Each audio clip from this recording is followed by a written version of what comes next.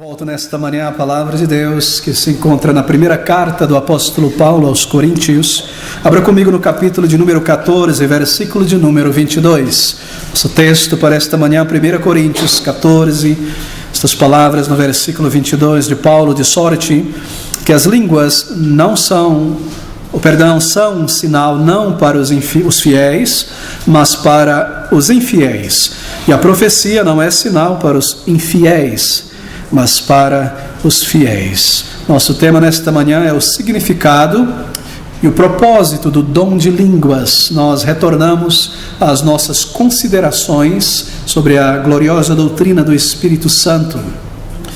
Eu creio que é importante recapitular por um minuto aquilo que nós já consideramos até aqui. Nós vimos sobre a personalidade do Espírito Santo, que embora Deus eterno, todo-poderoso, Ele opera discretamente, assim por dizer, anonimamente, mas o seu poder move todas as coisas. Ele trabalha para glorificar, para projetar a Cristo e não a si mesmo. E esta é uma chave muito importante para a nossa compreensão da doutrina do Espírito Santo. Nós consideramos isso. O Espírito ele está aqui, ele foi enviado da parte do Pai pelo Filho Salvador para glorificar o Filho, para falar daquilo que é dele, para projetar suas verdades em nossa mente, em nossos corações, para a vida de santificação. Ele não trabalha para projetar a si mesmo, mas as verdades eternas e o eterno Filho. Nós vimos também a operação do Espírito, que ele batiza, isto é, ele salva. Ele vem habitar na vida de cada pessoa convertida naquele momento, pelo Espírito. Este é o batismo do Espírito.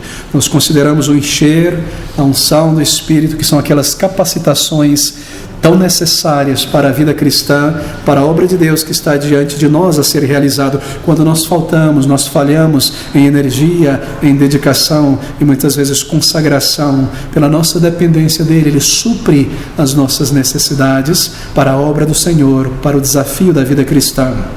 Nós vimos também como são as experiências espirituais subjetivas de um crente, que se centram na fé, que nós experimentamos o Senhor pela fé, na mente, através da palavra de Deus. Consideramos também a presença do Espírito de Deus em nós, como nós lidamos com Ele, como devemos responder às moções e instigações do Espírito para sermos moldados, transformados por Ele na palavra de Deus, em filhos e filhas de Deus, santificados, isto é.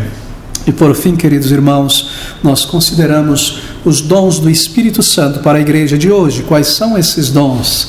De que maneira eles se manifestam? E por fim nós queremos considerar nesta manhã, nós chegamos a este ponto, por nossas considerações na doutrina do Espírito, em que devemos lidar com o registro do dom de línguas na palavra de Deus. Bem, a questão do dom de línguas, ela ainda é uma fonte de muita confusão no meio cristão, no meio evangélico. Mas não é um ensino confuso na palavra de Deus. A palavra de Deus é clara a respeito da função dos dons de língua e de todos os demais dons revelacionais e dons de sinais. A confusão acontece por causa de mestres incautos e de pessoas que têm agendas de interesses, que torcem a palavra de Deus para promover suas ideias, seus dogmas e seitas. Não que o ensino da palavra de Deus seja confuso a respeito do dom de línguas. Muitos por aí estão certos que existe o dom de línguas e que se trata este dom em nossos dias de uma repetição do Pentecostes hoje.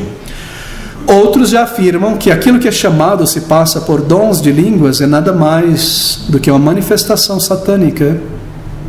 E a grande maioria dos evangélicos crentes não sabem lidar, não sabem responder às questões referentes aos dons de línguas, não tem nenhuma compreensão, assim por dizer, do que se trata estes dons. Seguem aquilo que lhes é ensinado pelos seus líderes em seitas e também no meio pentecostal, Bem, não se pode negar, deixe-me começar com esta nota, não se pode negar que existe algo chamado falar em línguas, que isto está acontecendo sim em nossos dias. Há algo chamado falar em línguas em nossos dias, não é? Nós vemos isso na televisão, você talvez já visitou, frequentou muitas igrejas, onde tem acontecido hoje um chamado fenômeno de falar em línguas. Mas se este fenômeno ele é bíblico, se ele é histórico, se ele está centrado naquilo que aconteceu no primeiro século, na palavra de Deus, isso já é uma outra história. Se trata de línguas bíblicas, já é outra história. Mas, de fato, existe um fenômeno em nossos dias do falar em línguas, não é verdade? Agora, se isto é bíblico, se isso está de acordo com a palavra de Deus, se são as línguas históricas bíblicas, isto já é um outro assunto.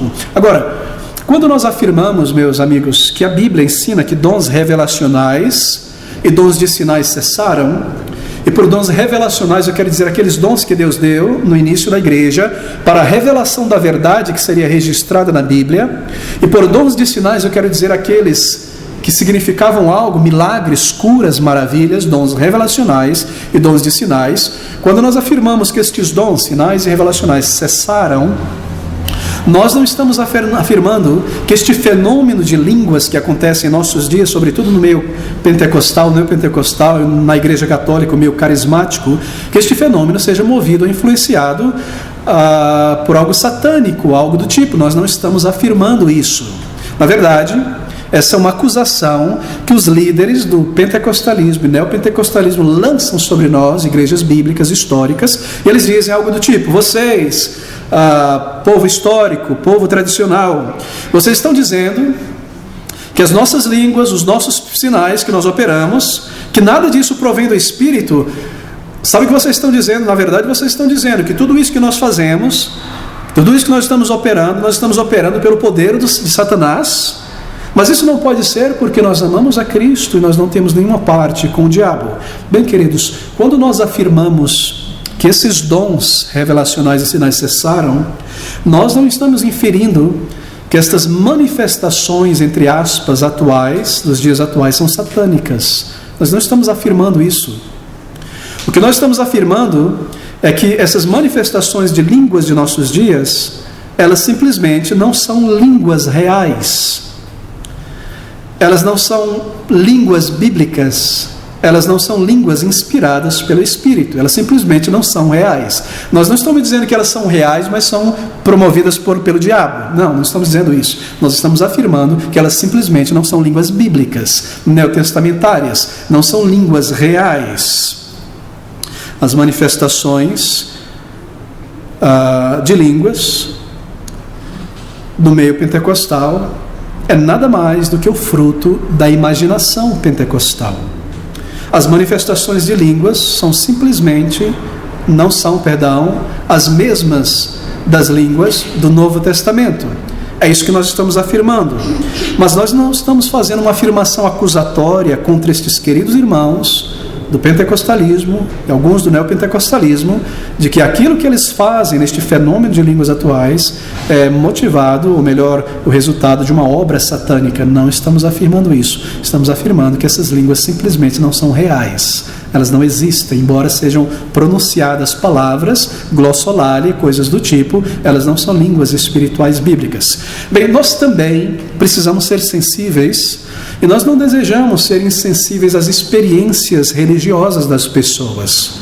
No entanto, toda experiência religiosa, toda experiência espiritual subjetiva, ela deve ser medida e provada pelo crivo objetivo das verdades da palavra de Deus. Toda experiência pessoal, subjetiva, religiosa de uma pessoa deve ser testada, provada pelas verdades da palavra de Deus, pela peneira, pelo pente fino da palavra de Deus. A Bíblia, por necessidade, deve ser a autoridade, o juiz final de toda experiência pessoal religiosa subjetiva. A Bíblia é a régua da verdade. É ela que mede se uma experiência, uma declaração, um ensino é verdadeiro ou falso, se passa da medida ou se está fora da medida. O Senhor Jesus Cristo declarou a Bíblia, a palavra de Deus, como a base da verdade, como a verdade revelada. Ele orou ao Pai dizendo: Senhor, santifica-os, os discípulos, na tua palavra, a tua palavra é a verdade. A palavra de Deus é a régua que mede toda experiência humana, toda experiência religiosa. Tudo precisa ser trazido debaixo do microscópio, do holofote da palavra de Deus e analisado para ver se é verdadeiro ou não. Não importa quão grande sejam essas experiências das pessoas, quão verdadeiras no sentido da experiência pessoal, de ter acontecido seja. O fato é se ela está de acordo com a verdade revelada da palavra de Deus ou se ela não está de acordo com a verdade revelada da palavra de Deus. Bem, a pergunta é: como chegar então à verdade por trás das questões do falar em línguas estranhas de nossos dias? Como chegar então a compreender o ensino da palavra de Deus sobre o dom de línguas? Claro, pelo estudo minucioso da palavra de Deus, comparando verdade com verdade dentro da palavra de Deus. Amigos, o melhor favor que um crente pode fazer a um amigo cristão que crê neste fenômeno atual e está buscando é chamá-la a testar essas experiências que essa pessoa diz ter tido, visto, ouvido pelo crivo da palavra de Deus. E é isso que nós desejamos fazer nesta manhã. Agora, não me confunda, eu não estou dizendo que as pessoas, muitas pessoas, não tenham experimentado, passado por certas experiências espirituais ou religiosas. Não tem, muitos têm de fato. Mas esta não é a questão se eles passaram por elas ou não, mas sim se ela é verdadeira, de acordo com a verdade revelada por Deus ou não. Até porque há a imaginação humana, que é muito poderosa, e há Satanás que instiga certas coisas, e há muitas questões, não é, que levam as pessoas a terem tipos de experiências sensoriais variadas. O não crente experimenta isso, pessoas de outras religiões afirmam experimentar tais coisas. A questão não é se elas acontecem ou não, mas se elas são verdadeiras ou não, se elas provêm da palavra de Deus, se o seu significado, mensagem, está de acordo com a verdade ou de acordo com a mentira, isto é, com aquilo que está fora da palavra de Deus. E é isso que nós queremos fazer nesta manhã, considerar nessa nossa série de estudos sobre a doutrina do Espírito Santo esse ponto tão importante que tem trazido tanta confusão no meio evangélico. E eu não penso que conseguirei fazer isso em um único estudo, e se nós precisaremos desdobrar em mais um ou dois estudos para irmos a fundo, não é? Me parece ser esse o calcanhar de Aquiles do movimento pentecostal em nossos dias e da maioria das confusões que nós vemos no meio do povo de Deus. E ao afirmar estas coisas, meus irmãos, eu quero ser bastante claro que eu creio, e certamente há muitos irmãos e irmãs salvos no meio pentecostal, que são queridos irmãos e irmãs em Cristo, cujos nomes estão no livro da vida, salvos pela misericórdia e pela graça de Deus, que tem frutos de uma verdadeira conversão. Nós não estamos lidando com pessoas, com queridos irmãos, mas sim com as ideias e os ensinos de líderes que influenciaram esses crentes em Jesus, que não os permite crescer na fé, se enraizar na palavra de Deus. Nós queremos ganhá-los para uma posição mais bíblica, e também fortalecer o povo de Deus no conhecimento da verdade e rejeitar tudo aquilo que não provém da palavra de Deus. Nosso objetivo é o bem da igreja de Cristo em todos os grupos. Assim, eu preciso marcar este ponto. Bem, o propósito do dom de línguas. No Novo Testamento, apenas 2 livros, para ser redundante, mencionam o fenômeno das línguas. Apenas 2. Estou excluindo aqui Mateus capítulo 16, versículo 17, onde novas línguas é mencionado em passagem. São os livros de Atos e 1 Coríntios. Somente estes 2 livros mencionam o fenômeno de línguas. Já no Antigo Testamento, 3 escritores anteciparam o fenômeno de línguas do Novo Testamento. Foram Moisés, Jeremias e Isaías. Esses 3 escritores anteciparam o fenômeno de línguas do Novo Testamento. Agora, um estudo acurado do Antigo e do Novo Testamento, em conjunto aqui, sobre línguas, apontará 4 aspectos a respeito das línguas, e nós queremos lidar com esses 4 aspectos nesses estudos. Hoje pela manhã lidaremos com 3 deles, e no próximo domingo iniciaremos o 4º. Esses 4 aspectos, quando nós analisamos a palavra de Deus, Antigo e Novo Testamento, revelam o objetivo, a razão, o caráter e o propósito do dom de línguas, e nós queremos conhecer isso. O objetivo, o caráter e o propósito e a razão do dom de línguas. Nós aprendemos primeiro, este é o primeiro aspecto, que o dom de línguas no Novo Testamento foi um dom revelacional. Por meio dele, verdades de Deus foram reveladas à igreja, que deveriam então ser registradas nas páginas do Novo Testamento. Primeiro, o dom de línguas foi um dom revelacional. Segundo, as línguas do Novo Testamento foram línguas reais, foram idiomas, línguas que eram faladas por povos e nações em países diferentes da época. Nós veremos isso em Atos 2. partos, medos, egípcios, gregos que estavam em Jerusalém. Eles ouviram em suas próprias línguas. Eram línguas reais. Não eram línguas estranhas no sentido de esquisitas, que ninguém entende, não existe uma gramática, uma sintaxe, um vocabulário, um dicionário. Eram línguas reais, que possuíam um dicionário.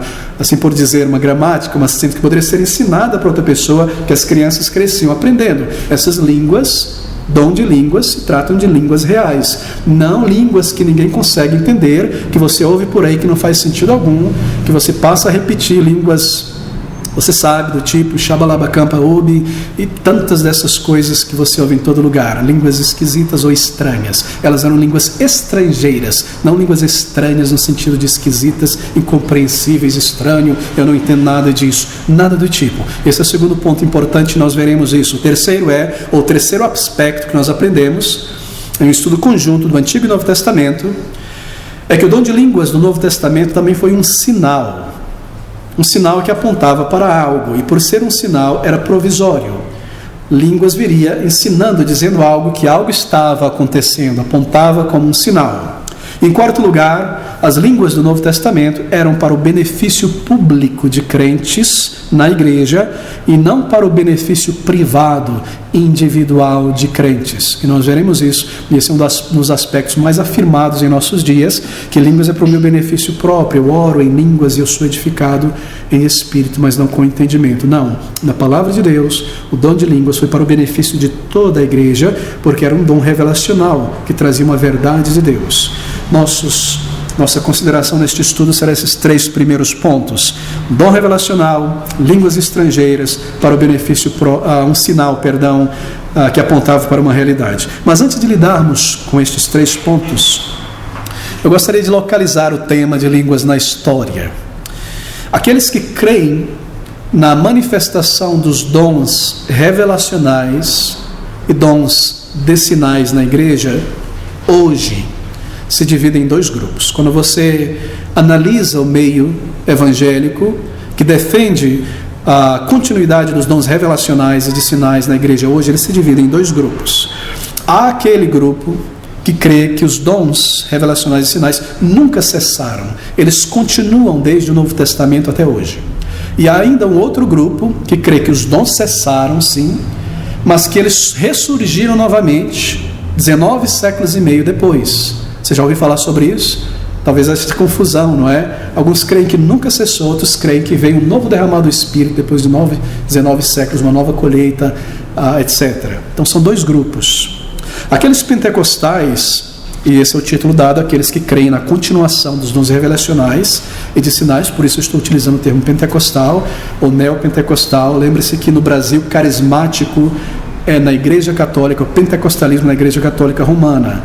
Alguns usam o termo carismático para representar neopentecostal, mas isso é errado. O termo correto é neopentecostal. É o problema de alguns tradutores que traduzem do inglês, livros em inglês sobre o tema, charismatics como carismáticos, mas é neopentecostal, e carismatismo no Brasil é a renovação carismática no meio católico. Bem, aqueles pentecostais que creem que os dons nunca cessaram, eles afirmam que sempre houve grupos religiosos pontuando a história do cristianismo até chegar aos nossos dias. Grupos que falaram em línguas ao longo da história, que sempre houve uma ponte, uma conexão contínua de grupos que falaram em línguas até hoje.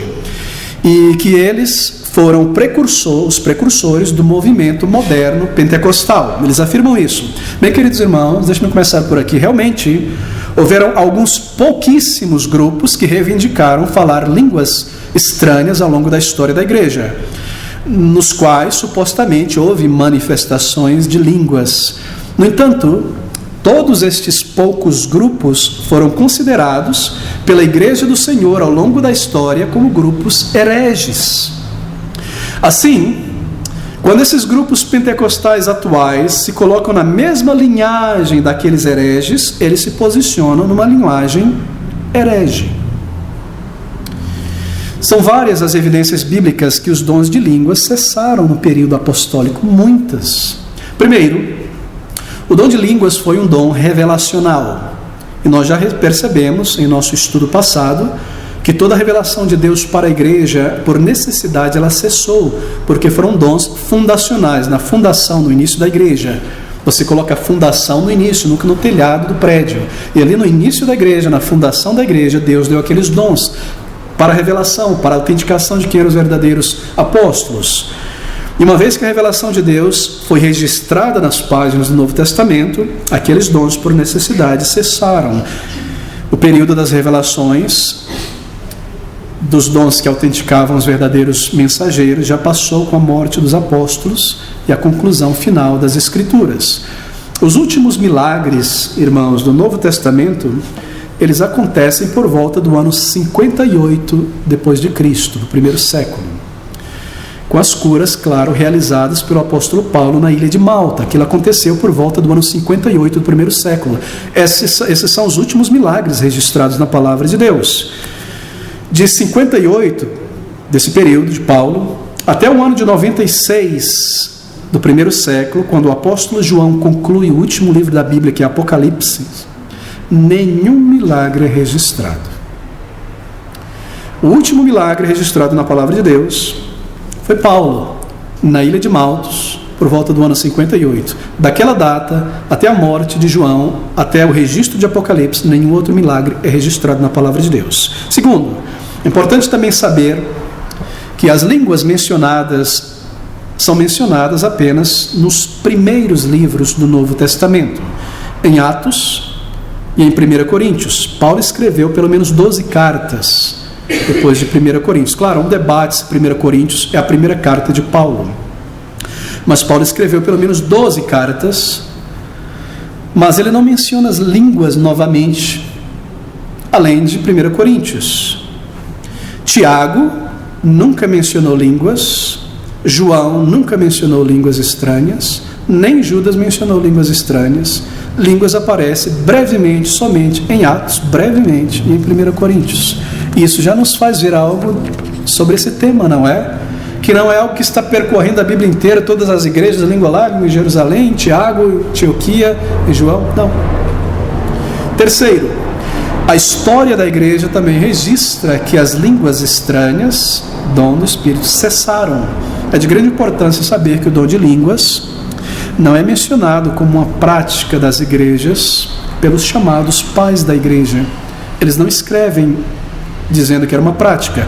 Por exemplo, aqueles nomes lá do início, Crisóstomo, Agostinho, não é? Grandes teólogos da igreja, eles escrevem que em seu tempo, já de muito as línguas haviam cessado ou se tornado obsoletas. Isto é, elas tinham passado.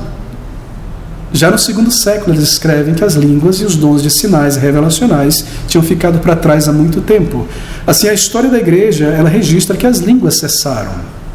Bem, durante os primeiros 500 anos da igreja, após o período apostólico, as únicas pessoas que reivindicaram falar em línguas foram seguidores de um homem chamado Montanus, que foi considerado pela igreja da época um herege, um grande herege. Quem foi Montanus? Talvez você já ouviu falar. Me perdoe essa digressão histórica, eu preciso estabelecer este pano de fundo histórico para nós nos localizarmos na atualidade. Montanus foi um líder religioso do segundo século na região da Frígia, que hoje é Turquia, a atual Turquia, ali próximo da Turquia, na verdade. E Montanus cria ser ele próprio um profeta de Deus que tinha surgido para restaurar o cristianismo. E ele veio para restaurar o cristianismo por meio de ascetismo. Os cristãos, segundo eles, deveriam praticar o ascetismo, negar-se a si mesmo muitos prazeres, comida, passar fome, dormir no ar aberto, coisas como essa, ascetismo. E também por meio da glossolalia, línguas estranhas advinda do Espírito, revelações de Deus. Montanus, ele tinha 2 profetisas, que depois da sua morte espalharam a sua doutrina. Ele é o primeiro, nesses primeiros 500 anos da história do cristianismo, registrado, não é, a reivindicar, falar em línguas. Depois dele, somente no século XVII, um novo movimento de línguas tentou se formar no meio cristão, isso na França. Um grupo de protestantes militantes, isto é, pegavam em armas, chamados profetas de Sévenol. Eles começaram a reivindicar, falar em línguas, século XVII. Mas eles são lembrados na história pela militância armada contra o catolicismo. Eles tomavam armas para lutar contra o catolicismo. E a maioria de suas profecias não se cumpriu. E eles foram aniquilados, mortos pela Igreja Católica. somente no século XVII, então. Houve também nesse período, século XVII, um outro grupo dentro da Igreja Católica Romana, a partir de um homem chamado Irving Jansen. Bom, Jansen, não é? Da onde saem os jansenitas. Fugiu o primeiro nome dele. Mas Jansen, por ser um católico, se opunha à reforma protestante e reivindicava falar em línguas também. Um outro grupo que se formou também nesse período foi nos Estados Unidos, chamado de Shakers. Está acompanhando pontualmente ao longo da história pouquíssimos grupos, todos hereges, todo envolvido com coisas superficiais e supersticiosas, dizendo. Esse grupo nos Estados Unidos foi chamado de Shakers, liderado pela chamada Mãe Ann Lee. Era uma profetisa que iniciou este grupo. Eles faziam parte dos Quakers, que era um outro grupo místico dos Estados Unidos, mas porque eles adoravam, diferente dos Quakers, balançando, e a palavra sacudir em inglês é shake, não é? Eles eram os Quakers que sacudiam, mas que criam no falar em línguas, que dançavam durante o culto de uma maneira mística, meio hindu, estranha, e foi fundada por esta senhora, que reivindicava falar com Deus, ser um segundo Cristo, e reivindicava falar 72 línguas. Queridos irmãos, tudo isso que eu estou dizendo você pode checar em livros e na internet hoje em dia também. Por último, o movimento dos irvinistas, não é? Foram seguidores de um presbiteriano chamado Edward Irving, escocês. Esses seguidores, eles praticavam profecias, e as profecias contradiziam umas às outras, não aconteciam assim, havia muita briga, as reuniões tinham muito barulho, grito, algo que você já viu em nossos dias, não é algo antigo, e essas profecias não aconteciam, e haviam quebras, e novos grupos se formavam, e houve muita briga, divisão, por causa de profecias falsificadas que não aconteceram, até que eles se transformaram em um grupo chamado Igreja Apostólica Católica. Depois de muitas divisões e brigas, eles criaram este grupo chamado Igreja Apostólica Católica. Eu estou, obviamente, sintetizando aqui a história das supostas manifestações de línguas ao longo da história. Todas essas supostas manifestações de línguas ao longo da história foram identificadas com grupos que, em sua essência, eram militantes armados, místicos, hereges e fanáticos, que faziam coisas absurdas pela religião. Assim, nós reafirmamos, como tem sido sempre crido por toda a Igreja do Senhor Jesus por 19 séculos e meio, desde o século I até o surgimento do novo movimento pentecostal, que os dons de línguas, sendo provisórios, revelacionais, eles cessaram no período apostólico. E o que nós vemos aí é a Igreja afirmando isso, e as supostas manifestações de línguas no meio de pessoas herégicas, místicas, profetisas, pessoas que queriam falar com Deus e todo tipo de coisa. Em segundo lugar, há então aqueles que creem que o dom de línguas, juntamente com os demais dons, profecia, etc., cessaram no primeiro século. Nós falamos sobre aqueles que creem que os dons nunca cessaram, mas há um grupo que diz que o dom cessou sim no primeiro século, mas eles voltaram. Houve um novo derramar do Espírito no final do século XIX, início do século XX, e assim eles interpretam aquilo que hoje se passa por dons espirituais, incluindo línguas, como sendo o mesmo fenômeno do Pentecostes no livro de Atos. Eles dizem que a mesma coisa que aconteceu lá está acontecendo hoje.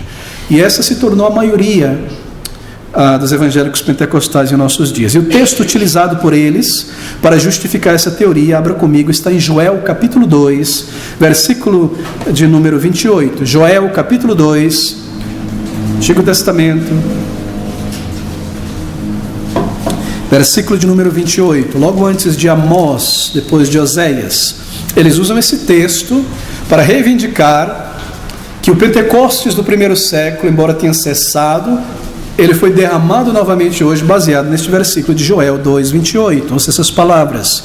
E há de ser, diz Joel pelo Espírito, depois derramarei o meu Espírito sobre toda a carne, e vossos filhos e vossas filhas profetizarão, os vossos velhos terão sonhos, os vossos jovens terão visões. E há de ser que depois, eles dizem, lá na frente, no final dos tempos, Deus irá fazer isso. Ele derramará o seu Espírito e as pessoas profetizarão, e essas coisas que nós vemos em nossos dias. Mas essa profecia, queridos irmãos, anote isso, essa profecia de Joel, ela se cumpriu há 20 séculos atrás, no dia de Pentecostes. Essa profecia de Joel, escrita muitos séculos antes de Cristo, se cumpre nos dias de Cristo, no dia de Pentecostes, quando o Espírito de Deus, ele veio de uma vez por todas ao mundo, como nós vimos no estudo sobre o dom do Espírito Santo. São aqueles dias, e é isso que acontece. Agora, um pouco de história ainda sobre o movimento moderno pentecostal. Hoje nós precisamos lidar com esse pano de fundo histórico, eu creio que vai ajudar a todos, na verdade, antes de considerarmos o nosso texto, não é detalhe por detalhe. Essa concepção da restauração de línguas dos dias atuais, ela foi desenvolvida, pregada e propagada, oficialmente, assim por dizer, no início do século XX. O pentecostalismo de nossos dias tem suas raízes, sobretudo, nos Estados Unidos da América. E foi desenvolvido por pelo menos dois homens, outros também, mas dois homens mais conhecidos. O primeiro chamado de Charles Parham e um outro chamado de William Seymour. Charles Parham, ele foi o iniciador daquilo que hoje é o movimento moderno de línguas, pentecostalismo. Mas foi William Seymour, um amigo dele, que ficou mais famoso, conhecido pelo desenvolvimento desse movimento em uma determinada cidade, uma determinada rua chamada Azusa, em um estado dos Estados Unidos. Perdoe-me essa longa digressão do movimento pentecostal, é necessária. E aqui eu estou citando, mencionando os próprios historiadores pentecostais, é eles que nos informam sobre o surgimento do movimento pentecostal. Bem, Charles Parham, que nasceu em 1873, morreu em 1929, ele foi um pregador metodista, do movimento metodista. Mas ele foi fortemente influenciado por aquela ala metodista mística. Sempre houve uma ala metodista mística, não é? Pietista, muito mística, revivalista. E eles criam que você pode alcançar a santidade completa, perfeita nesta vida. Que você pode aqui nesta vida chegar a um ponto de nunca mais pecar. Isso permanece no movimento pentecostal hoje, vem de lá, do movimento pietista, metodista, através deste homem, Charles Parham. A ideia é que você pode alcançar a santidade pela fé, e isso através de uma segunda bênção, depois da conversão. Ele também advogava essa segunda bênção e advogava a cura pela fé. Já ouviu falar nisso? Cura pela fé, jogue fora teu medicamento, jogue fora teus medicamentos para o câncer. Se você tem fé, Deus vai te curar. Ele promoveu isso. Isso se espalhou pelo movimento pentecostal. Ele cria no dom de línguas, foi ele quem fomentou isso. E também nesses outros pontos que acabei de mencionar, a santificação completa. Bem, aos 27 anos de idade, Parham decidiu romper com o movimento metodista. Por dificuldades, ele não cria muitas coisas ali. O metodismo ainda era um movimento muito sério, centrado ainda na palavra de Deus, embora haviam certas exceções ali. E ele se tornou um pregador itinerante, indo em vários lugares do seu estado pregar. Ele se centrou numa cidade, no estado de Kansas, chamada Topeka, e ali ele cria uma escola. Ele decidiu iniciar uma escola bíblica para propagar suas doutrinas sobre o Espírito Santo e chamou essa escola de Colégio Betel. E esse Colégio Betel foi a base para o início, veja você, de todo o movimento pentecostal de falar em línguas de nossos dias. Bem, o interesse desse homem, Parham, ele já cria uma segunda bênção, já havia trazido esses elementos do passado, sempre houve esse ensino místico por aí, como a gente viu. E ele cria nisso. Mas eles não sabiam qual seria a manifestação desta segunda bênção que acompanharia o batismo do Espírito Santo. Alguns diziam na época, quando uma pessoa é batizada, ela se entrega a gritos, outros a pular, outros a gemer, tremor corporal, e outros diziam, a prova do batismo do Espírito Santo é a pessoa falar em línguas. Então ele decidiu passar uma tarefa aos seus estudantes, ele viajaria por 3 dias, e a tarefa foi essa: eles vão pesquisar na Bíblia, no Novo Testamento, qual era a evidência de que uma pessoa recebeu o Espírito Santo. E com a volta deles, os estudantes disseram, bem, de acordo com o nosso estudo, uma pessoa é batizada com o Espírito quando ela fala em línguas. Línguas é evidência, línguas estranhas, estrangeira é evidência que alguém recebeu o Espírito. E eles decidiram então orar conjuntamente, todo o Colégio Betel, para receber o Espírito e falar em línguas. E foi então, no dia 1º de janeiro de 1901, que uma moça, aluna dessa escola Betel, chamada Agnes Osman, uma estudante, ela pediu que todos orassem por ela. Eles já estavam orando há muito tempo. Que todo mundo colocasse a mão sobre ela e orasse. E Parham colocou a mão e todas elas começaram a orar, e aquela comoção psicológica típica do pentecostalismo, em voz, grito, emoção, etc. E ela cai no chão, começa a babar e a se mexer. Quem diz isso são os historiadores pentecostais. E de repente ela começa a falar em chinês, mandarim. E os demais estudantes decidiram buscar a mesma coisa. E neste incidente estranho nasce o movimento pentecostal. A partir de então, Charles Parham decidiu, baseado nessa experiência, marque o termo experiência, que o sinal da chamada segunda bênção, ou batismo no Espírito pós-conversão, seria falar em línguas. Isso foi decidido ali, isso foi compreendido ali. E assim, desse incidente, o movimento pentecostal moderno tem seu início com a ideia, até hoje ensinada e defendida, de uma segunda bênção, e o sinal dessa segunda bênção seria, se você recebeu, o sinal é que você fala em línguas. Parham chegou a enviar um missionário para a Índia, e o resultado foi catastrófico. Mandar um missionário, vai pregar o evangelho aos confins da terra, quando chegar lá o Espírito vai abençoar, ele vai começar a falar na língua hindu, nada aconteceu, e foi uma catástrofe, foi uma vergonha. Mas ele estava convencido que os sinais de língua era o sinal de batismo do Espírito Santo, e a marca de um reavivamento, e que isso deveria acontecer no mundo inteiro. Então ele fecha a sua escola em Kansas, começa a organizar cruzadas, reunir pessoas em grande quantidade para ensinar seu ensino por um período de 4 anos. Por volta de 1905, ele se muda então para a cidade, para Houston, no Texas, e ele abre uma nova escola para propagar sua teologia. Estou concluindo com esse pano de fundo histórico. Agora nós entramos na personalidade de William Seymour. Foi nessa escola de Parham, no Texas, que um homem chamado William Seymour, nos dizem os historiadores, era filho de um ex-escravo norte-americano, se une a essa escola. Por ser negro, ele não podia sentar nas cadeiras, ficava no corredor. Naquela época havia um racismo muito grande. E esse homem é quem se tornou mais conhecido do movimento pentecostal desde então. Um historiador pentecostal chamado Vinson Sinan descreve Seymour como filho de um ex-escravo que se alistou na escola de Parham, no Texas, mas por causa do racismo e por não concordar com muitas ideias de Parham, ele decidiu sair da escola. Mas ele levou consigo o ensino de Parham, da segunda bênção, do batismo do Espírito Santo, pelo falar em línguas.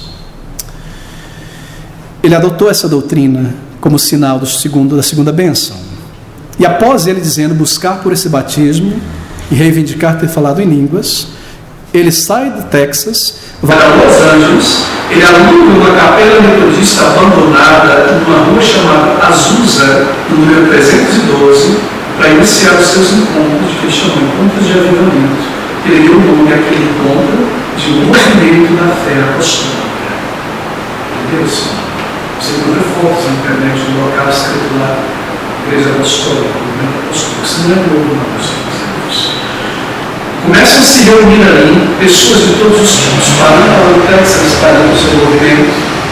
Aquele período na época, o misticismo norte-americano, o espiritualismo do romantismo do século XIX é muito forte. As religiões espiritualistas com força. O próprio espiritismo norte-americano, por exemplo, os Fox começam a virar a garrafa na mesa, tudo começa ali. Há muitas sociedades secretas em Los Angeles, e esse pessoal começa a fluir para a igreja da Rua Azusa Street. Rua Azusa, 312, para participar deste movimento. E você lê a respeito disso, os historiadores do Marco, começou a acontecer um tremendo panelão, êxtase, hipnotismo, pessoas saindo de si, caindo, e tudo aquilo foi visto como manifestação do Espírito Santo. E as coisas foram piorando. E o espiritualismo começou a tomar conta das reuniões, já não tinha mais palavra de Deus, a emoção, a receber o Espírito, e o sinal é sair demais e cair no chão, e havia hipnotismo, gente saindo de si, voltando, nada mais do que misticismo. Então o William Seymour convida o Parham a ir para a sua igreja e conduzir esse movimento grande que estava acontecendo ali. Quando o Parham chega lá, porque ele tinha uma base bíblica, aquele homem, ele se choca com aquele livro. Você parece o centro espírita, não existia naquela época centros espíritas. Ele começa a denunciar aquilo como satânico, o não espiritual. Seymour aceita as diretrizes do Parham, rompe a amizade, o movimento da Rua Azusa segue em frente, o Parham vai embora, e Charles Parham passa o resto dos seus dias combatendo William Seymour, seu aluno, a quem ele passou a considerar uma pessoa influenciada por processo de influências malignas. Mas o movimento da Rua Azusa segue em frente, aumenta. E através do trabalho de Charles Parham, seus discípulos, William Seymour e outros, então o batismo do Espírito Santo, a segunda vez, com a evidência do falar em línguas, lançou, catapultou o movimento pentecostal moderno. Tudo que você vê hoje é o resultado dos estudos que eu escrevi. Eu estudar a respeito disso. Claro, as suas divisões, novas doutrinas, novos ensinos e tantas outras coisas. Mas é importante conhecer a história dessas coisas. O movimento cresce, novas congregações são formadas, até que no ano de 1914, houve tantas congregações que eles decidiram mudar o nome de Igreja Apostólica, do movimento apostólico, e dizer, não, esse movimento agora vai ser chamado as Assembleias do Povo de Deus, Assembleia de Deus. Nasce aí, a Assembleia de Deus, que mudou o rótulo do movimento apostólico.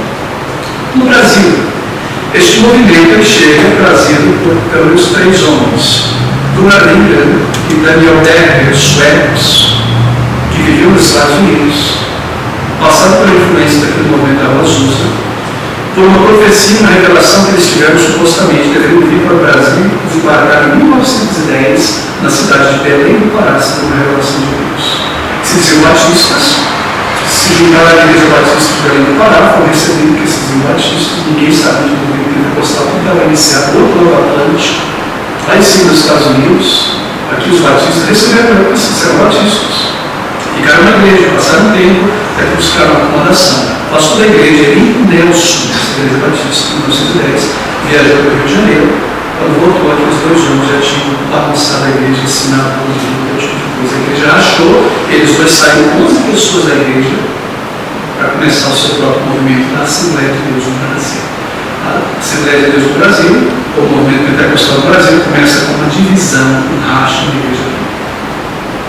Duas pessoas que se infiltraram no lugar de propagar suas ideias no lugar. Então você percebe que não tem uma base histórica saudável, não é? Mas isso não é o fim. Por volta do ano de 1908, 11, surge então com mais firmeza o movimento pentecostal no Brasil. Esses homens do norte do Brasil, eles começam a evangelizar as comunidades ribeirinhas do norte do Brasil. E só depois, pessoas influenciadas no norte do Brasil trazem o movimento pentecostal da Assembleia de Deus para o Rio de Janeiro. E dali se espalha para o Brasil. Agora, eles iniciaram a missão apostólica do Brasil em Belém. O mesmo nome, não é? Usado por William Seymour. Só depois se adotaram pela Assembleia de Deus. E a estratégia deles aqui no Brasil era fazer projetos do movimento. Então mudaram para o nome Assembleia de Deus, então surge o movimento pentecostal do Brasil no norte. Mas veja, o movimento pentecostal no Brasil já tinha sido iniciado não antes da vinda desses dois missionários suecos norte-americanos. Porque aqui na cidade de São Paulo, um missionário norte-americano italiano chamado Luiz Francesconi veio dos Estados Unidos para o Brasil no início de 1910 para fundar esse movimento, que também tinha sido influenciado pelo movimento da Vazia da Souza, que tinha se espalhado por toda parte. Ele veio ao Brasil, ele passou na Argentina, fundou a primeira igreja pentecostal da América do Sul, na Argentina. Dessa igreja se ramificou em 600 outros grupos pentecostais.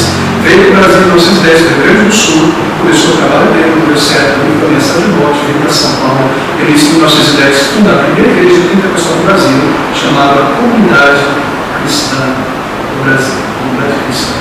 Nossa comunidade do Verbo, comunidade cristã, iniciada a primeira igreja pentecostal, não a primeira igreja evangélica, mas a primeira igreja pentecostal no Brasil, congregação cristã do Brasil.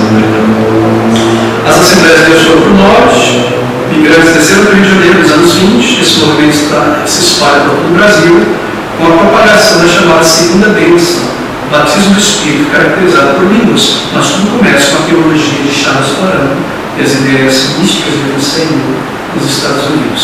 Esse é o panorama fechando o país do movimento pentecostal. Extraordinário. Baseado na palavra de Deus. Agora, nós precisamos nos voltar à palavra de Deus e ao tirarmos os olhos da história, das experiências humanas e ao colocarmos na palavra de Deus, nós aprendemos aqui 4 aspectos bíblicos referentes aos dons de línguas. Primeiro, o dom de língua foi então um dom revelacional. As línguas dos dias de hoje, no movimento pentecostal, não podem ser consideradas as mesmas línguas do dia de Pentecostes ou do livro de Atos, capítulo 7, ou de 1 Coríntios, capítulo 14. As línguas estranhas do movimento pentecostal de hoje não podem ser consideradas as mesmas línguas do Novo Testamento. Por essa primeira razão, que as línguas do Novo Testamento foram um dom revelacional. Volte ao nosso texto, 1 Coríntios 14, 2 agora. Nós nos centraremos um pouco aqui. As línguas do Novo Testamento foram um dom revelacional. 1 Coríntios 14, 2. Porque o que fala em línguas desconhecida não fala aos homens, senão a Deus, porque ninguém o entende, e em espírito serve para mistérios, ok? Essa é a chave. O termo mistério no Novo Testamento tem um significado muito preciso, muito específico, que inclui a ideia da comunicação de uma revelação divina. Esse termo mistério tem um significado. Uma verdade sobre o plano de redenção que estava encoberto e revelado. Mistério na Bíblia, irmãos, não é isso. Nunca é algo estranho, oculto, que ninguém sabe. Mistério na Bíblia é sempre um mistério revelado. Um mistério que foi revelado. É sempre algo revelado. Não é como o mistério do catolicismo romano. Jesus usa esse termo o tempo todo. Um novo mistério está surgindo. A igreja está chegando à conclusão de um novo mistério. Que talvez Maria faça parte da Trindade. Isso é recente. Mas é um mistério que ninguém sabe disso. Senão vocês estão construindo isso e chamando de mistério. Em outras palavras, a gente propaga o que a gente quer e ninguém sabe de nada, que são mistérios e ninguém questionar. Não. Na Bíblia, o mistério é algo revelado de Deus para o ser humano. Essa ideia de mistério, o mistério do Novo Testamento, é um fenômeno revelacional. É Deus mostrando algo que não era conhecido pela igreja, que iria acontecer lá na frente. Salvação para todo mundo, e não somente para o judeu. Que Deus pagaria o pecado do seu povo no Antigo Testamento pela vida do seu próprio filho e pelo seu sacrifício. Isso não era compreendido com toda clareza ainda. Deus revelando isso progressivamente. É um mistério, está oculto. Mas Deus revelou isso. Esse termo ele ocorre, mistério, 28 vezes no Novo Testamento, e em cada uma dessas vezes nós percebemos a mesma consistência de significado. Uma verdade divina sobre a salvação que está em plano coberta e agora revelada. Muitos textos mostram isso. Mateus 11, 13 e 11. A vós é dado conhecer os mistérios do reino de Deus. A gente conhece, foram revelados. Romanos 16, 25. Ora, aquele que é poderoso para nos confirmar segundo o meu Evangelho e a pregação de Cristo, conforme a revelação do mistério desde tempos eternos, conforme a revelação do mistério que desde os tempos eternos esteve oculto, mas agora foi revelado. Efésios 6, 19. Para que me seja dado no abrir da minha boca a palavra com confiança para fazer notório o mistério do Evangelho, fazer notório, pregar algo, comunicar. E muitas outras passagens. Assim, aqueles que falam, ou aquele que fala em uma língua estranha, diz Paulo em 14, 2 de 1 Coríntios, ele fala mistério, ele revela o mistério. Isto é, o dom de línguas é um dom revelacional. Isto é, coisas que estavam encobertas, a pessoa em línguas está revelando isso, por isso tem que ser traduzida para que as pessoas entendam. Por isso, que fala em língua comigo com a verdade, que foi feita conhecida a parte de Deus, pode interpretar esse tipo de profecia. Línguas foram instrumentos divinos para comunicar revelações da parte de Deus à sua igreja, não é isso? O próprio fato de haver intérprete mostra que há uma mensagem. Isso é uma mensagem. As línguas eram reais, no tipo de profecia revelacional, mas é um meio de profecia inferior ao dom de profecia, porque havia também o dom de profecia. O dom de línguas é uma profecia inferior, uma espécie de sinal, porque possuía essa funcionalidade dupla, revelava algo e línguas também era um sinal. Espero que vocês acompanharam com seus detalhes. Línguas revelava algo e também era um sinal para judeus incrédulos. Nós veremos isso. Assim, o uso do termo mistério em relação ao dom de línguas claramente indica que as línguas eram dons revelacionais. O apóstolo Pedro, abra comigo em Atos, capítulo 2, 16 a 17, bem rapidamente, ele se refere à profecia de Joel como estando sendo cumprida ali em Atos. Naquele momento, no dia de Pentecostes, Atos 2, 16 e 17. Mas isto Veja, os judeus estavam acusando, esses homens estão bêbados, no hora dessa do dia, embriagados, falando coisas estranhas. Pedro diz, não, isso aqui que está acontecendo agora é o que foi dito pelo profeta Joel. Certo? Isso se cumpre lá. E o que disse o profeta Joel? Ele recita, que nos últimos dias acontecerá, diz Deus, que no meu Espírito derramarei sobre toda a carne, e os vossos filhos e as vossas filhas profetizarão, os vossos jovens terão visões. Ele segue declarando nos últimos dias, não na última página do final, mas no início dos últimos dias, no início do capítulo dos últimos dias, a vida de Cristo, a morte e a ressurreição, e não nos últimos dias. E aqui começa, aqui se cumpre a profecia de Joel. Pedro se refere àquela profecia sendo cumprida naquele dia. No entanto, percebamos, se nós lemos com calma a profecia de Joel, capítulo 2, 28, nós percebemos algo muito curioso. Ele não está dizendo, nos últimos dias derramarei meu Espírito e eles falarão em línguas. Joel diz, derramarei meu Espírito e eles profetizarão. Quando os 12 apóstolos começaram a falar em línguas que nunca haviam estudado, Pedro está indicando para a multidão que eles não estavam bêbados, mas que se cumpria ali a profecia de Joel. Mas eles estão falando em língua. Joel dizia que eles iam de profetizar.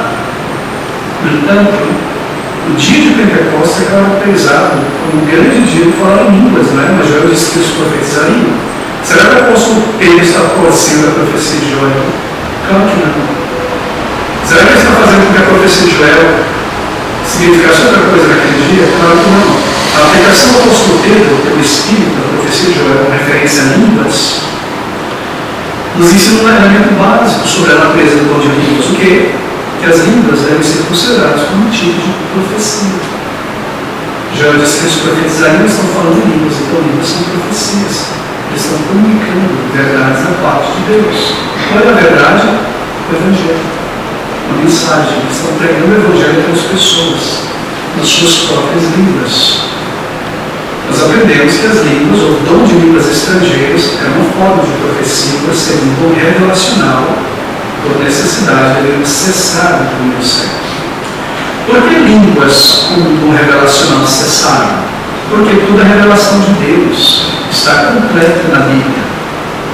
É importante compreender isso, meus irmãos. E assim você vai poder se livrar de muitos erros e ajudar muitas pessoas que estão no erro. A revelação de Deus está completa nos limites seguros da Bíblia. Toda ela aqui na Bíblia, lembre-se. Não haviam apóstolos em todas as igrejas do Novo Testamento. Já haviam muitas igrejas do primeiro século, na verdade, mas não havia um apóstolo em cada igreja local. Temos 12 apóstolos. Como é que aquelas igrejas em Roma, em Antioquia, em Jerusalém, na Etiópia, na Ásia, como é que eles aprenderam a palavra de Deus? Eles só tinham o Antigo Testamento. Como é que eles sabiam evangelizar, louvar a Deus? Será que eles ficavam com a palavra de Deus ali, apenas cantavam salmos? Como é que eles entenderiam verdades, doutrinas, se não havia um apóstolo em cada igreja? As cartas do Novo Testamento, que nós temos agora completinhos, não tinham sido escritas ainda. Estavam ainda sendo escritas no rolo, não tinha correio, não dava cópia, ele fotocópia para cada igreja. Paulo escreveu hoje, não dava fotocópia, passa um fato, não havia um apóstolo em cada igreja. Como é que eles saberiam a verdade de Deus? Como é que eles entenderiam isso? Até que a Bíblia fosse completa, espalhada por toda a prática, pelo dom de línguas e profecia em cada igreja local, os profetas e os faladores de línguas, revelando diretamente de Deus. Essas verdades estão contidas agora nas igrejas locais. Foi necessário esses dons no primeiro século, até que a verdade inteira fosse completa. Assim Deus permitiu e falou através daqueles profetas e das línguas, como sinal para os judeus que entravam nas igrejas e revelação dessas mesmas verdades aqui para aquelas pessoas. Não há nenhuma verdade revelada pelos profetas do Novo Testamento, os faladores de línguas, que não esteja aqui. Deus não se contradiz. Assim é o ensino sobre a vida cristã. Deus completou essa revelação. Não há nenhuma revelação de Deus para hoje no sentido de uma verdade eterna, já que toda ela foi contida na Bíblia. A Bíblia agora é o parâmetro final de toda a verdade. Todas as experiências humanas e ideias devem ser julgadas pelo crivo da palavra revelada. Judas, não Iscariotes, ou Ele foi capaz de falar sobre a verdade, ou a fé, a verdade doutrinária, a fé doutrinária, uma vez por toda, entregue aos santos. Ela foi entregue de Deus, registrada no livro, para ser defendida. As verdades de Deus, as doutrinas não são voluntárias, você não pode comprar, você pode estudar, ela foi entregue uma vez por todas aos santos, para ser amada, conhecida e defendida. Ela cessou aqui.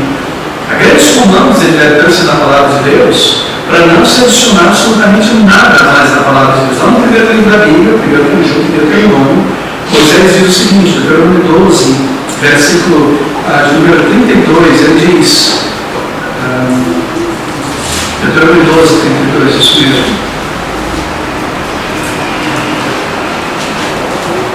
Tudo o que eu te ordeno, observarás para fazer onde nos escritos, nada lhe acrescentarás, nem diminuirás.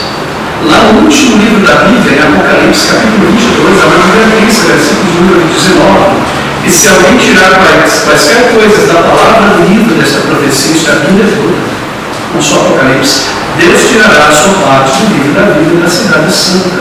Assim, diferente das línguas pentecostais de hoje, o dom de língua da Bíblia era revelacionário, porque a revelação foi entregue e cessou.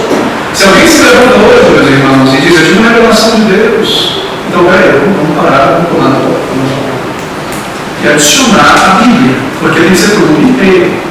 Quantos milhões de supostas revelações do mal hoje em dia? Essa Bíblia não teria fim.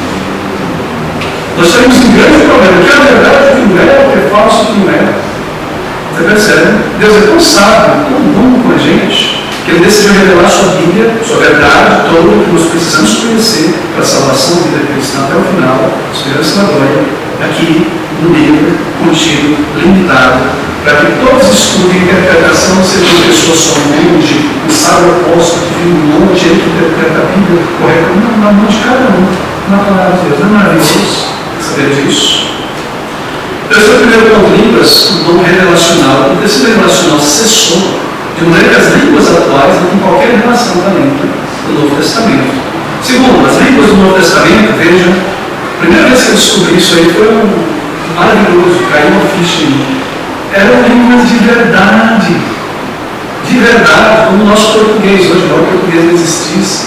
Na minha ideia, juvenil, crescendo aí, com muitos amigos pentecostais, na campanha pentecostal, louvorzão, assembleia de todo lugar, na Maria Batista, línguas era isso aí. Chamava para outra coisas que ninguém entende. Deve ter uma verdade ali, que são as línguas do Espírito. Eu pensava assim com a maioria, até que eu descobri, não, eram idiomas reais que existiam. 1 Coríntios capítulo 14, nosso texto, pode ser aí mais uma vez, versículo 2, porque o que fala em língua desconhecida, sabe esse termo desconhecido? Ele não está no original. Todavia foi colocado aqui para ajudar na língua que a pessoa própria não conhecia antes, não aprendeu, não foi numa escola para aprender, é desconhecida a ele. E aí como desconhecido, não fala os homens, senão a Deus. Versículo 4 agora, o que fala em língua desconhecida, observa aí negrito, no original, pela unidade, edifica-se a si mesmo. Versículo 13. Por isso que fala em língua desconhecida, oro para que possa interpretar. Versículo 14 agora, porque se eu orar em língua desconhecida, meu espírito orarei, mas o meu entendimento fica sem fruto. A palavra de Deus nunca chama de línguas, de língua o quê? Estranhas. A palavra de Deus nunca se refere a em línguas estranhas. É língua desconhecida, em que o desconhecido não está no original. É apenas uma maneira de ajudar. Ele fala, aquele que fala em línguas, todo mundo entendia a língua do grego, do egípcio, outra língua, língua estrangeira. A Bíblia não se refere a de línguas com línguas estranhas, aquele que fala uma língua não compreendida na face da terra, ou falar em línguas estranhas, nunca se ouviu.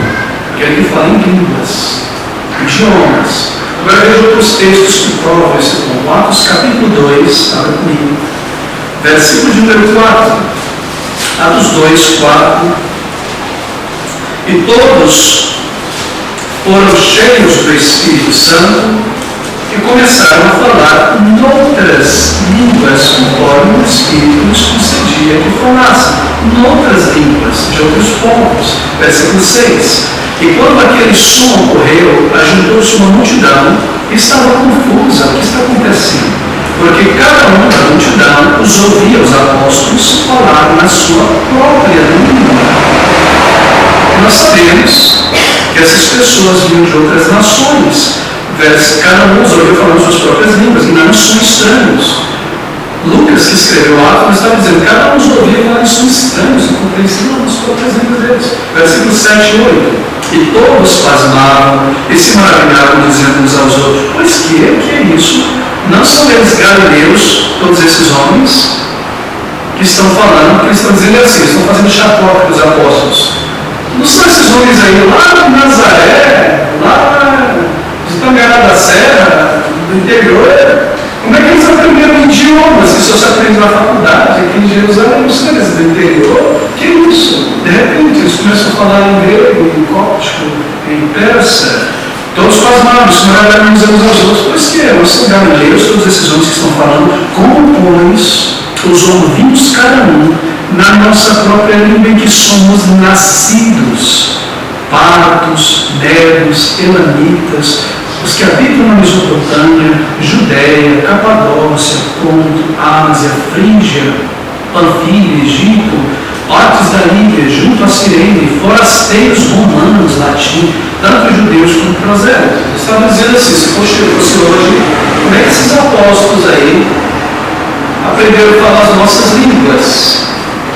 Portugal, Espanha, França, Inglaterra, Renomano, Xerente, Rússia. Como assim, pastor? Você recorda que o dia de Pentecostes é uma daquelas grandes festas em Israel.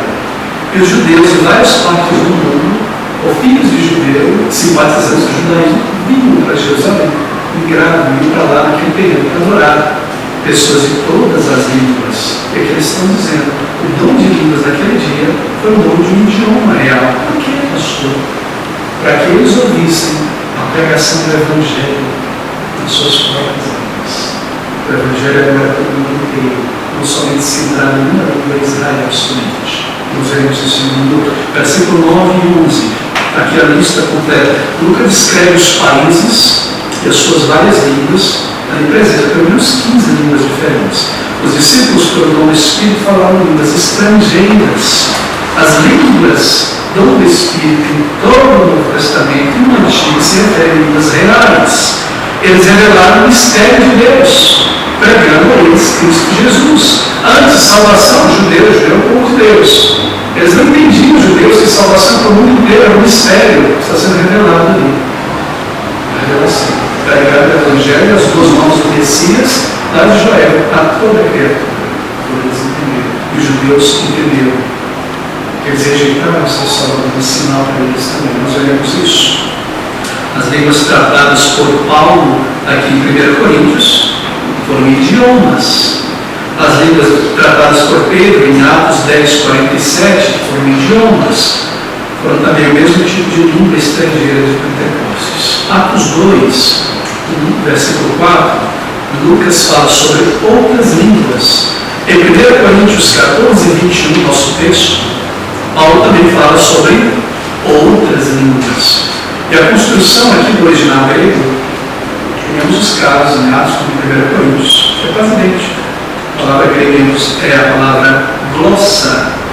Glossa, de hoje nós tiramos glossário, dicionário. Falava em outras glossas, em outros dicionários, em outras línguas reais. Em 1 Coríntios, em Atos, como também em Atos 10, 47. Veja Atos 10, 47, nós vamos correr para o final. Atos 10, capítulo 10, versículo 47. Aqui é um incidente sobre falar em línguas, não é? Atos 10, 47. O que está acontecendo aqui? Versículo 47, então. Pedro, não é? Aquela visão de Pedro, o lençol descendo, vai até Cesareia, Cornélio, o romano, está ali com sua casa, todos os gentios. E Pedro vai e prega o Evangelho para eles. Então, versículo 44, dizendo Pedro nestas palavras, caiu o Espírito Santo sobre todos os que ouviam a palavra. E os fiéis que eram da circuncisão, todos quanto tinham vindo com Pedro, maravilhavam-se de que o dom do Espírito Santo se derramasse também sobre os gentios. Eles se maravilhavam porque eles eram ignorantes, que a salvação era também para os gentios. Porque os ouviam falar em línguas estrangeiras, magnificar a Deus. Agora observe o versículo 47 com muita atenção. Respondeu então Pedro: pode alguém porventura recusar a água, batizar esses homens, juntá-los à igreja, para que não sejam batizados estes que também receberam como nós o Espírito Santo? Pedro está dizendo: como é que a gente pode rejeitar a água eles que receberam hoje o Espírito como nós? Quando Pedro recebeu o Espírito? Assim, Pentecostes. E como foi lá em Pentecostes? Línguas estrangeiras. E Pedro, vendo eles também falar essas línguas, diz: foi a mesma coisa que aconteceu em Pentecostes. Deus os aceita também, línguas estrangeiras, como nós em Pentecostes. Então, rogar-lhes que ficasse com eles por alguns dias, foram todos batizados ali. Ou seja, aqui está um ponto muito importante. Paulo, na sua carta aos Coríntios, insiste que as línguas fossem faladas. Agora, pelos líderes da igreja. Esse é um ponto para o próximo estudo. Quem eram os que falavam línguas em 1 Coríntios? Toda a igreja, todo mundo, a igreja grande em 1 Coríntios. Não. Só o grupo da plataforma, porque deles iam revelar o ensino da igreja. Paulo queria que todos eles se revelassem, falassem, insistissem que eles falassem línguas. Pelos líderes, que eram os líderes que falavam, deveria haver um tradutor, alguém que recebeu o também de Deus para traduzir. Se o que é falado hoje, nos nossos dias, se passa por um mundo de línguas, bem, não se trata das línguas reais bíblicas, é uma outra língua que nunca existiu. Não pode ser a mesma coisa que o mundo de línguas estrangeiras no Novo Testamento. Dá de arrepiar, não é? Saber que a gente se envolveu talvez com coisas que não são bíblicas, surgidas recentemente na história do cristianismo e não tem qualquer conexão com a palavra de Deus. De arrepiar, sabendo a gente tem idade. Terceiro, por último, o dom de línguas do Novo Testamento foi também um sinal, e por ser um sinal, era provisório. 1 Coríntios 14, 22, pelo primeiro versículo: de sorte, diz Paulo, que as línguas é a mesma língua que ele se refere ali no versículo 2, 1 Coríntios 14. Agora, no versículo 22, as línguas são um sinal, não para os crentes, os fiéis, os salvos, mas um sinal para os infiéis. E a profecia, o ensino, não é sinal para os infiéis, mas para os fiéis. Bem, além de serem revelacionais, trazendo a mensagem de Deus para a igreja, as línguas também funcionavam como sinal. Elas serviam como sinal da parte de Deus, referente ao cumprimento da profecia, não é? Do Antigo Testamento. As bênçãos condicionais de Deus para Israel, enquanto eles permanecessem na verdade, foram agora essas bênçãos funcionais transferidas para a igreja do Senhor Jesus. A bandeira da igreja judaica, lembra-se que a verdade, a lei, estava só centrada naquela nação, por necessidade. E as bênçãos terrenas, temporais, eram condicionais a Israel, que virou as costas para Deus. E essas bênçãos condicionais são transferidas para a igreja. Assim, a bandeira da igreja judaica desce no nosso, não é só mais judeu, Israel, e a bandeira da igreja internacional judeu e gentios sobre nós. A igreja agora é premiada de todos. Antes era só Deus, só na sinagoga, só com o povo de Deus, todo mundo pagão. Mas agora o evangelho vai para todo mundo se junta à igreja, a oliveira. Certo? É a oliveira enxertada por mundo, a oliveira espiritual e claro. Judeus e não judeus. Muito bem, línguas estrangeiras são usadas nas profecias do Antigo Testamento como um sinal. Agora, um sinal do julgamento de Deus. Isso é um ponto importante. Isaías 28, 11, por exemplo, informa ao povo judeu que as línguas de estrangeiro representariam a chegada do julgamento de Deus sobre Israel. Abra comigo em Isaías 28, 11. Assim, por lábios gaguejantes e por outra língua falará a este povo. Isaías, da parte de Deus, está dizendo que quando o julgamento de Deus chegasse, línguas estranhas, estrangeiras, seria o sinal que o julgamento chegou. Por se afastarem de Deus, por não darem crédito às suas advertências através dos profetas, quando a nação desobediente, não arrependida, ouvissem homens de outras línguas em suas praças e cidades falando, eles sabiam que o julgamento de Deus chegou, que Deus trouxe o seu julgamento por meio de um exército estrangeiro falando na língua estrangeira. Ou os sírios, os babilônios, posteriormente os romanos, de repente viram as praças soldados falando língua estrangeira. Aí, o julgamento chegou. Mas isso não foi a primeira vez que o falar de línguas como sinal se mostrou como um julgamento. Lá em Deuteronômio 28, capítulo 49, nós vemos língua como um sinal de julgamento. Deuteronômio 28, 49. O Senhor levantará contra ti, contra Israel, uma nação de longe, da extremidade da terra, que voa como a águia, nação cuja língua não entenderás. Que está no contexto, vocês desobedeceram, Deus vai levantar nações que vocês não entenderão para destruir vocês. Castigo sobre a quebra da aliança. Agora veja em Jeremias, capítulo 5, 15. Eis que trarei sobre vós uma nação de longe, ó casa de Israel, diz o Senhor. É uma nação robusta, é uma nação antiquíssima, uma nação cuja língua ignorarás e não entenderás o que ela fala. Citando essa passagem de Isaías, e afirmando que o dom de línguas era um sinal. As línguas estrangeiras serviam como sinal no Antigo Testamento. Lá em Joel a mesma coisa. E aqui Pedro cita estas coisas. Mas o sinal não pode ser considerado como fim em si mesmo. Todas as vezes que Israel se afastou de Deus, Deus enviou esse sinal mostrando a punição. Eles ouviriam os assírios entrando em suas cidades, os babilônios, tantos outros povos, até que os romanos entraram, os romanos crentes, no latim crentes, que eram semitas, dominando, comigo, destruindo. No Tito, de setembro, veio o seu exército imenso para destruir o templo de Jerusalém, sinal de punição. Portanto, línguas sendo utilizadas como sinal de advertência aos judeus. Ou seja, nós vimos isso o tempo todo. Agora, o sinal não pode ser considerado um fim em si mesmo. Porque o sinal aponta para algo, na verdade, o sinal evidencia um outro objeto. O sinal é um indicador. E no caso de línguas, servia como sinal para a história da redenção, indicando que Deus estaria fazendo uma mudança, não só a palavra de Deus entre os judeus, mas para o mundo inteiro. Qual é o sinal? As línguas, pregando o evangelho das línguas para todas as nações. Esse é um sinal para o judeu incrédulo. Deus é só nosso Deus, Israel são os filhos de Abraão, uma missão. Perderam as bênçãos condicionais, o sinal, língua estrangeira, o evangelho e a mensagem para o mundo inteiro. Israel de Deus é circuncidado no coração, não só na carne. Deus não vive tempos humanos, derrocha, é no coração. O sinal, lá no judeu incrédulo, que rejeitou o Messias, lançou fora, João 12, rejeitaram o Salvador, sinal de punição. O evangelho para todas as nações. Claro, o evangelho sempre foi para todas as nações do Antigo Testamento. Nós vemos tantas pessoas salvas, não é? Bênçãos de Deus para não-judeus ali também, mas ali de uma maneira oficial, se cumprindo estas coisas. Qual é então a mudança que Deus está realizando, da qual as línguas do Antigo Pentecostes são um sinal? Pedro está indicando que ele não falaria, mas em uma língua apenas para um único povo. Desde os tempos de Moisés tinha sido assim, só Israel, na língua de Israel, dentro de Israel, somente judeu na língua deles.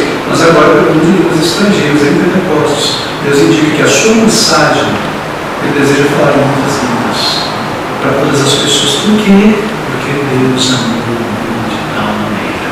Pessoas de todas as nações. Israel deveria ser um berço apenas do nascimento do Messias para o mundo inteiro. Os judeus rejeitaram, porque entendemos, não somos povo especial, não interessa o Messias, não interessa arrependimento. Deus ainda não, sempre foi arrependimento e salvação.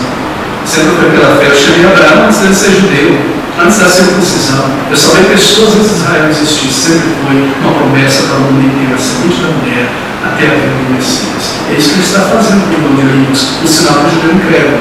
E também um dom revelacional para as igrejas locais, até que a Bíblia fosse completa, para que todos tivessem o ensino da palavra de Deus e pastores. Bem, o Messias, o Salvador, o Cordeiro de Deus, que tira o pecado do mundo inteiro. Por outro lado, as línguas, como sinal, também significam um julgamento distinto de Deus, como eu mencionei, sobre Israel. Nós vemos isso sobre o julgamento em Mateus 21, 43, eu voltarei para o tempo. Eles estavam experimentando ali esse sinal sendo cumprido. Quando o povo judeu ouviu língua estrangeira dos exércitos romanos entrando em Israel, eles entenderam que o julgamento havia chegado, ele rejeitar toda a palavra de Deus, tempo da paciência de Deus. Israel seria o canal para a vida do Messias para o mundo errado.